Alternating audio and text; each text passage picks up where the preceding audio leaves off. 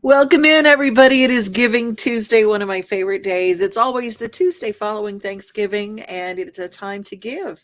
And of course, later on today, we're going to give you the easiest way to give, and that is to go to Giving Machines. We cut the ribbon early this morning, and we were at Cool Springs Galleria, where there's a vending machine with ways to give all over the world. And it's very easy. You just go in, just like you're buying yourself a Coca-Cola, and except it helps somebody somewhere in our world. And it's a great way, an easy way to do things. Giving Machines, the brand new location is at Cool Springs Galleria. But first, we're going to look at some wonderful places to give around Middle Tennessee. One of my favorites is Gilda's Club.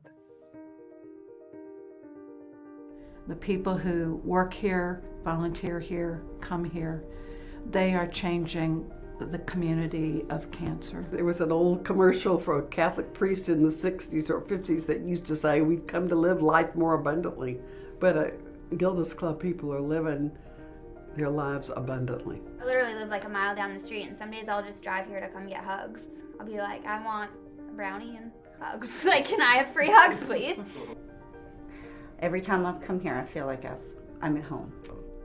It's support, it's education, it's inspiration, and it's people who get it in the parlance of today, that they just understand. It's a very intimate experience.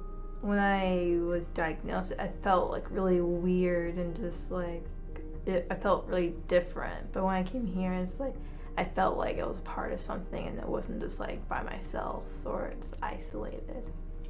Gilda's is sort of like taking a deep breath and then exhaling. You will find more resources and more understanding and more amazing people who have either been through it or at least understand what you're going through that you'll not find anywhere else. Exactly.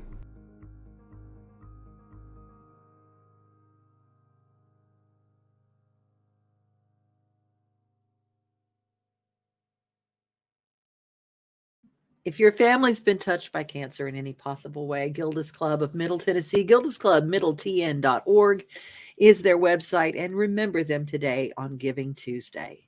A man was critically injured following a crash early Friday morning. Officers at the scene said the victim was driving a pickup truck when he lost control of the vehicle. The pickup veered left and went into a ditch. A front seat passenger was wearing a seatbelt and escaped the crash without injury. The driver was not wearing a seatbelt and was ejected from the truck.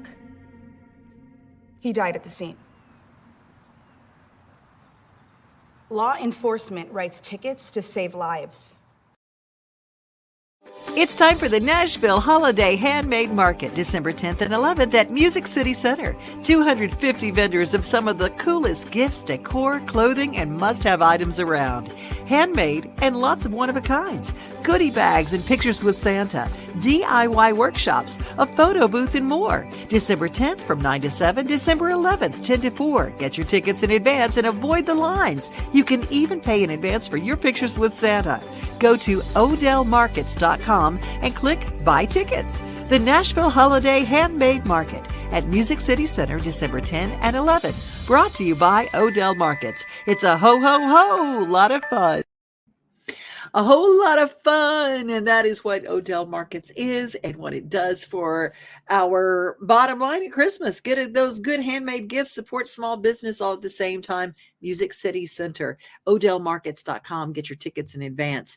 Hey, you know what? It is Giving Tuesday, and I never knew. I heard about United Way all my life, and I started working the United Way sale at Castner Knott.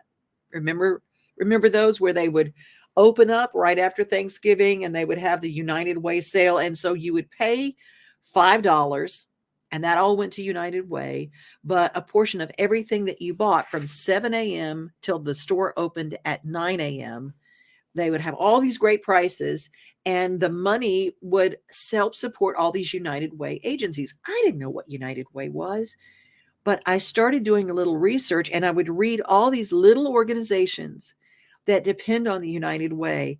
And one donation helps all the organizations. It's pretty cool. And I thought Inez told her story about the United Way of Middle Tennessee very, very well. I learned how to read. I wasn't interested in learning how to write right then.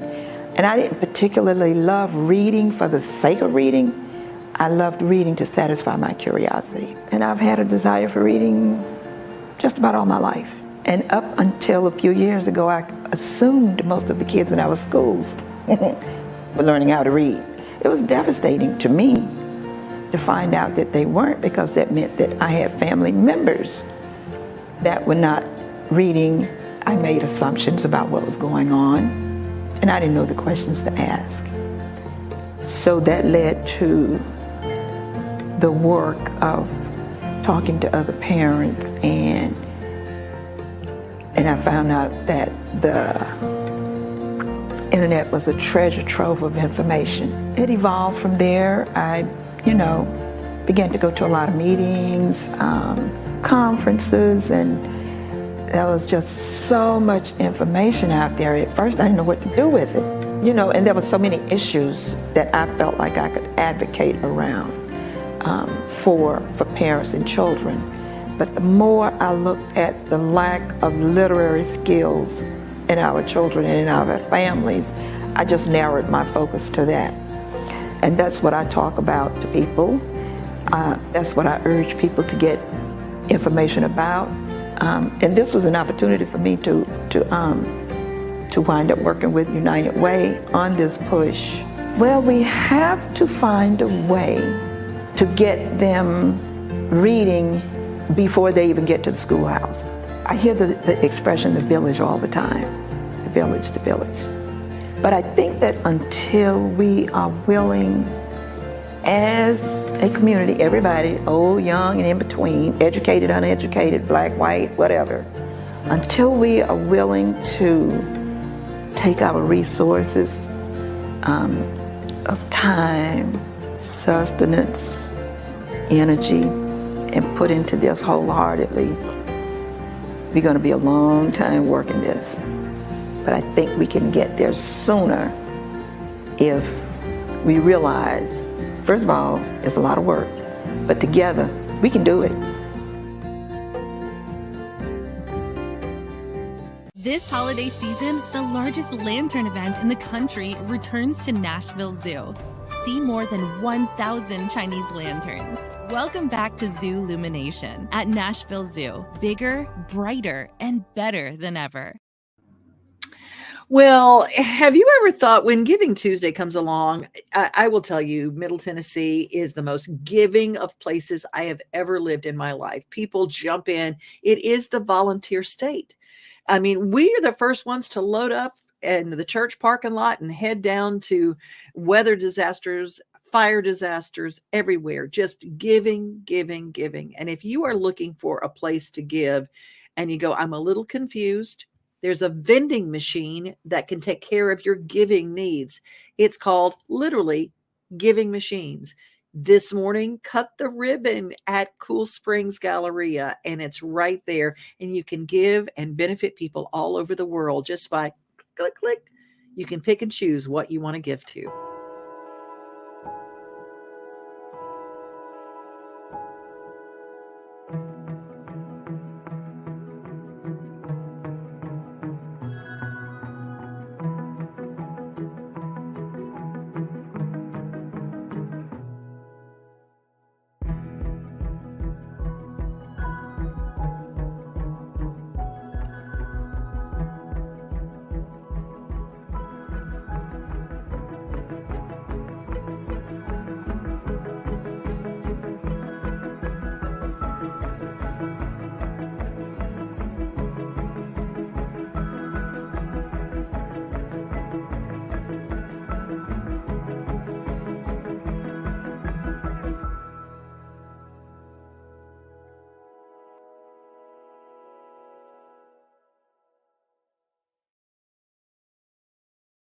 Lighttheworld.org. It's a wonderful way to give in your world by going to one specific vending machine, a giving machine in your community. I just absolutely love that. Well, we're going to go to a local business. We don't always think about our small businesses being nonprofits, but they are a business. They're a nonprofit business, and they're doing good work in communities, just like this one in Portland, Tennessee. A big shout out to our Portland Chamber of Commerce. And it's also the home, this area is the home of our newspaper, the Portland Sun. Sherry Ferguson here with the Portland Chamber of Commerce. We're here with another Spotlight on Business. Mayor, where are we? Hey, we're here at Portland Cares. They do tremendous work in the city of Portland. We're so thankful for them. They've been working hard for years just to kind of meet a lot of needs, and I got a good friend of mine with me today, and so talk to me about what goes on here. Introduce yourself and talk about the work. Okay, I am Penny Martin. I have been at Portland Cares for 29 years. That's the entirety of the time that Portland Cares has been open. As far as what we say we do for the community is food, clothing, rent, utilities, and prescription medicines. We have 4 service areas in the Sumner County area, which is Portland, Cottontown, Westmoreland, and Bethpage. Those are the places that we service. Also outside of that, based on a referral from another agency. We are actually in our warehouse. The mayor and the chamber would like to, wanted to be back here. It's very hot back here. I told them they probably would sweat a little, but they wanted to see actually the needs that we have because there are times that we have to stop taking donations just because we get so full and we need to try to get through what we have before we can continue taking them, because it does become a fire hazard and things for the people who are working here and our volunteers. So we're thankful for our volunteers. We've had some volunteers who've been on vacation. We'll be glad when they get back. We are overwhelmed at the time with donations. So if you have some extra time, some people think when you come in you have to stay all day. We don't require that. So when you come in, if you just have a couple of hours to give, we'd be glad, and there's always something to do. So that's just a little bit of what we do, Mayor. So, that's great stuff. So I know that you help with those things, your food and your utilities and things like that, but you don't just try to help them in the moment. You try to help them to get on their feet, to educate them, and to look through what they have and help them to be able to sustain what they do. We do, and we explain that to them. We try to get a plan of action when they come in, because we work very well with the temporary services and some of the manufacturing companies as well, because if there's not income in the household, our object is to get income back in the household, however that means. Sometimes that even means with us working with the family for months to help them get something such as disability papers filled out and things. We do all of that with the families. We also help them get food stamps if they don't know how to do that. I had a lady call this morning who needed to know how to get in touch with Section 8. So we also help with many forms. We make copies for people. We don't charge them for that, but we make copies so they can see in with their forms and stuff to help them get back on their feet. But as I mentioned, the temporaries, we also supply steel-toed shoes and boots for some of the manufacturing companies through the temp services. The temps will call us and say they're sending someone to us. They just need steel-toed shoes or boots, and they're going to be able to put them to work. So we're able to supply those as well. One of the things that we're going to be doing next week is supplying some extra backpacks to the schools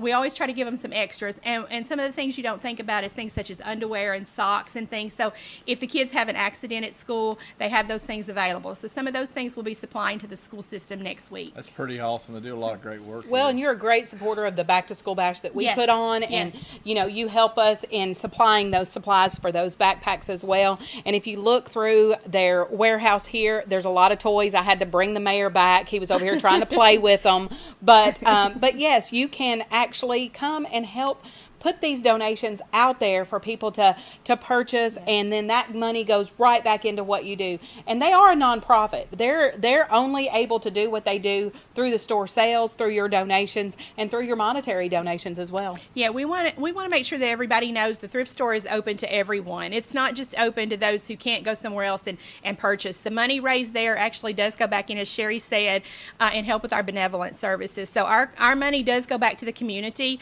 It's not like we're getting a big bank account, or we're out buying things and stuff. Everything that we put in our thrift store is donated merchandise. We never go out and buy merchandise to put in the store. So we're thankful for our community. They have supported us for 29 years. It's been amazing. We never put out a call as far as something that a family needs that the community doesn't come through with it. So we appreciate everything. We appreciate the chamber, the partnership we have, and with the city as well. It's been a great partnership, and we hope that continues for years to come. Thank you. Absolutely. We're very thankful for Portland Cares. Listen, you can come shop, find a lot of great items. I mean, walking through, they're going to be putting these out to the store as the store continues to sell things. I mean, I found a Bengals football that is autographed. I don't know if this is real or not, but it's pretty awesome. So you can find a lot of neat things here. But listen, Penny does a great job. Portland Cares does a great job. She's very involved in this community. Once again, right here in the heart of Portland. Why go anywhere else? You can come here and make a difference. I love staying local and knowing what's there in our local areas. A lot of people don't realize I learned about CASA from my friend U-Turn Laverne in Springfield, Tennessee, and she turned me on to CASA of Robertson County. What do they do? How can you help? Well, just take a look at this.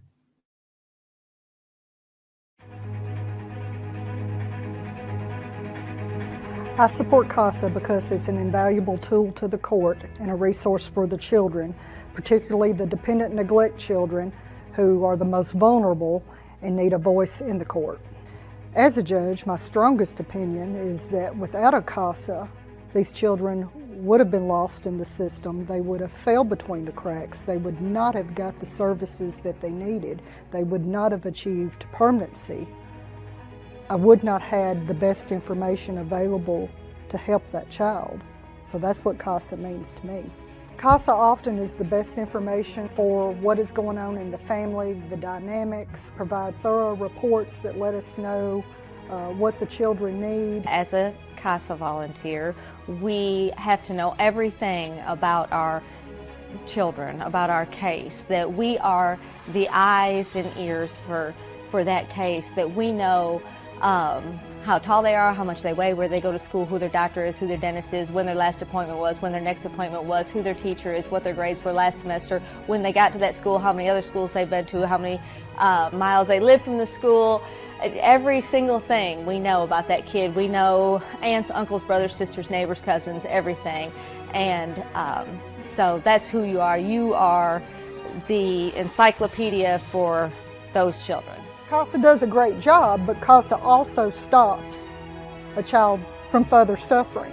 It gives the child an identity because you have all of these attorneys and you have all of the people involved, the players, and you've got a little one amongst all of the big ones who's speaking for the little one. Every kid needs someone that's advocating just for them, that doesn't have any agenda, because, you know, in these cases, Mom and Dad have an agenda, foster mom has an agenda, DCS has an agenda. Everybody's got an agenda. Everybody thinks that this is what needs to happen, and your only agenda is making sure that that child is taken care of. I feel like the court pays attention to the information that CASA is providing them and holds that information really in high regard.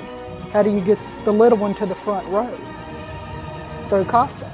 I've been to CASA almost 2 years now, and I've advocated for 6 different children on 3 different cases.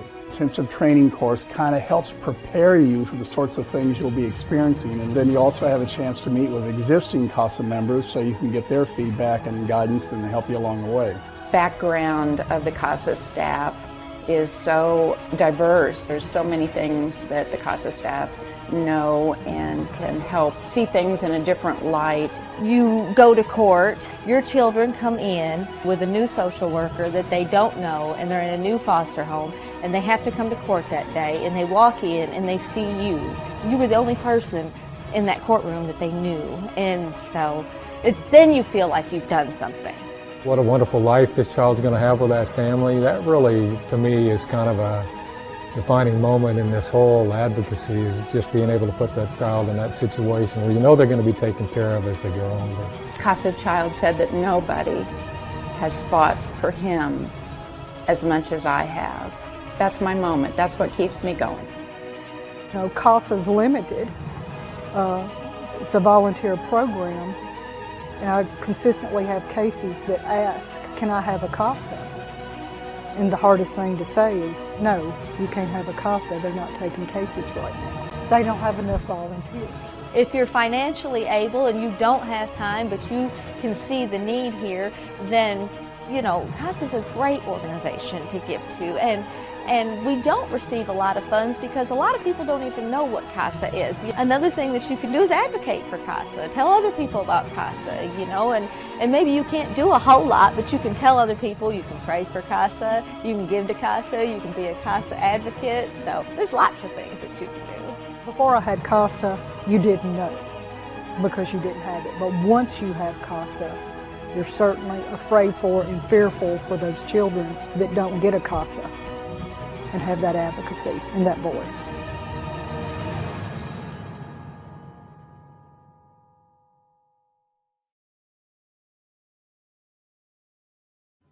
CASA of Robertson County.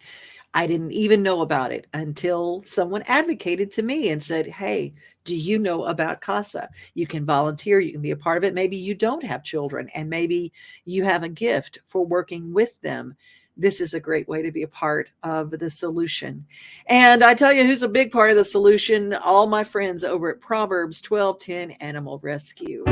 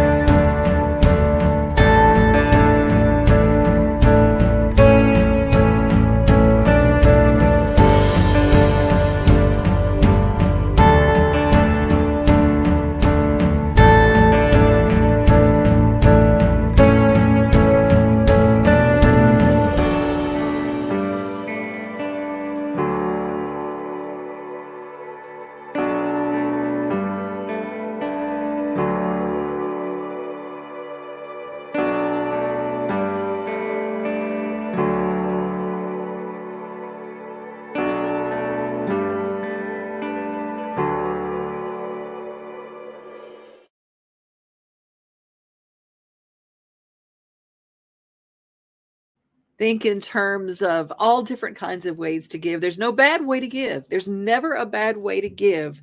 And one of my heart cries is for Rest Stop Ministries in Wilson County in Lebanon. They're changing the lives of women forever. Hi, I'm Rhonda Smith. I am founder and executive director of Rest Stop Ministries. And for this Giving Tuesday campaign, I want to tell you something that I've seen that God is doing new at Rest Stop Ministries.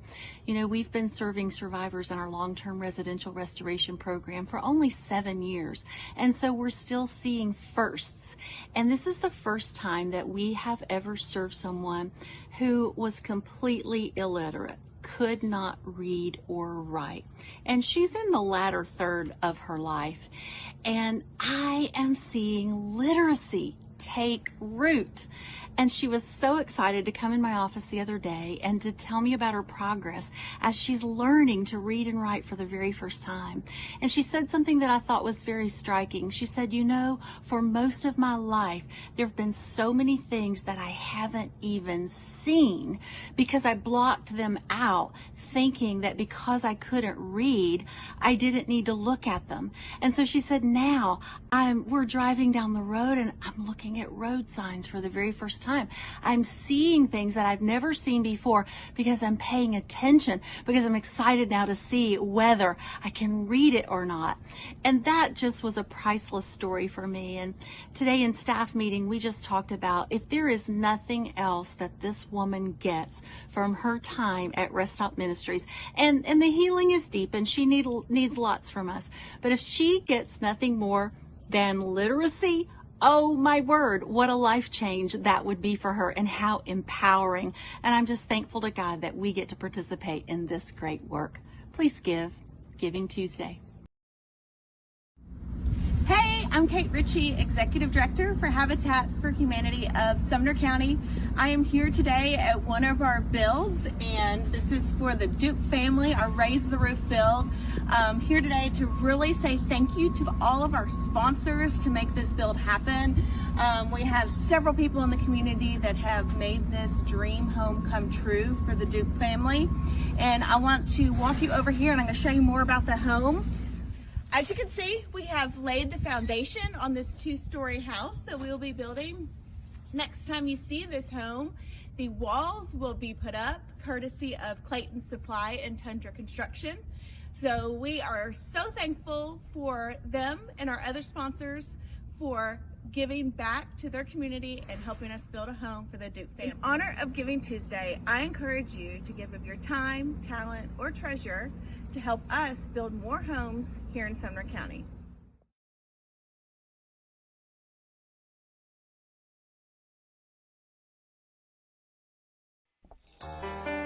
Well, you know, the slogan is helping families stay afloat. And that's all I could think about is how much they have really helped me to stay afloat.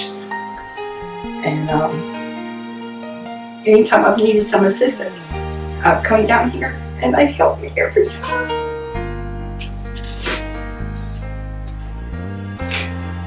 With food, paying some of my bills. When I became familiar with Ark is when the flood happened, because I'd never really heard anything about the Ark. But I lost everything when the flood happened. So I needed help. I needed things, food, and clothes, and other things. And then months went by. I was out of my house for 4.5 months. And my son-in-law rebuilt my house. We got moved back into the house. And within 2 weeks of being back into the house, there was a serious accident that happened. My son-in-law was working on my van. It fell on him. And he died instantly. He had 4 precious children.